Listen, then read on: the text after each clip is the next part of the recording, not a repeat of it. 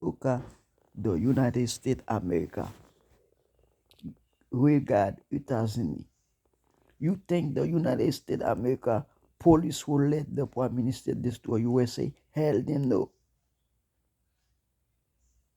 Ou pensez police yo tap quitté Prime Minister détruire États-Unis? No way. The police will not the crap of the Prime Minister and send them rest on the grave. Police États-Unis tap éliminer Prime Minister voyez mourir dans cadavre. Voyez dans cadavre pour l'enterrer en bataille. Only the Haiti, the population are dumb, the police are dumb. They let the Prime Minister destroy it and they don't care. Celle en Haïti, police yo sort, police yo dumb, yo égaré, yo quitté Prime Minister d'être Haïtien, yo pas care. And the United States of America, whosoever try to destroy the USA, they will beat the crap of them and send them stand on the grave. Aux États-Unis, quel que soit le monde qui vient pour détruire le pays, il y a éliminé pour vous sentir dans le cadavre. Only in Haiti, the police are dumb and the population are dumb. They let the Prime Minister Ariel Henry do whatever they want. They don't beat the crap of him. Seul Haïti, peuple là égaré, yo quitté Ariel Henry crasé pays, yo pas senti aucune honte de ça. Yo pas battre Ariel Henry bien battre pour voyer en bataille. Except on the Haiti, they could do that.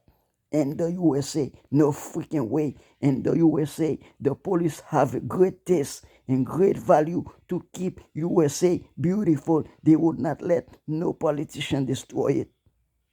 Celle en Haïti, politiciens yo fait ça yo vle, en puis peuple la même dame, yo sort, yo quitté politiciens yo, crasé pays, fait pays pauvre, pour y stink, pour y pas belle, en puis yo accepté ça. What they done me, the Haitian people are, to accept the crap. On peut sortir. Au lieu yo éliminer politiciens qui crasé pays, yo quitté yo fait ça yo vle, en puis yo prend un mensonge yo ba yo fait yo connaît c'est pays étranger qui crasé, en puis peuple la même sort en puis yo égaré yo connaît ça. You think people in US will accept people destroy the country? Hell them no. All the you American will be raised up and not the crap of the politician who try to destroy the country. We want the country to remain beautiful. We would never let any politician destroy USA. Seul Haïti, peuple la sort. Yo sort en pile, yo nan misère, yo senti à cause des politiciens qui senti qui prend point kaboko pour faire payer senti pour yo pas gen aucune bonne qualité pour yo capable développer un pays et puis yo quitter ça fait. Yo pas battre politiciens bien battre. Yo pas voyer en bataille pour y mourir. Yo prend ça dans main yo. Gade jou peuple sort. Gade jou peuple égaré.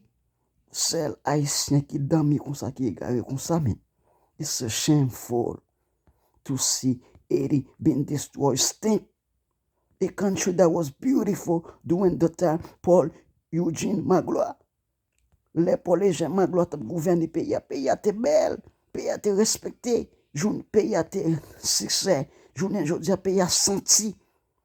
Pays a pas aucune valeur. Et puis peuple a même accepté ça. Yo prend dans ma politicien.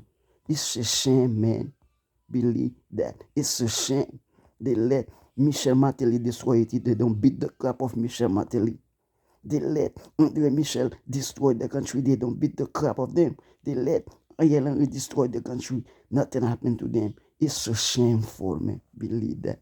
I feel sorry for these people. They be dumb.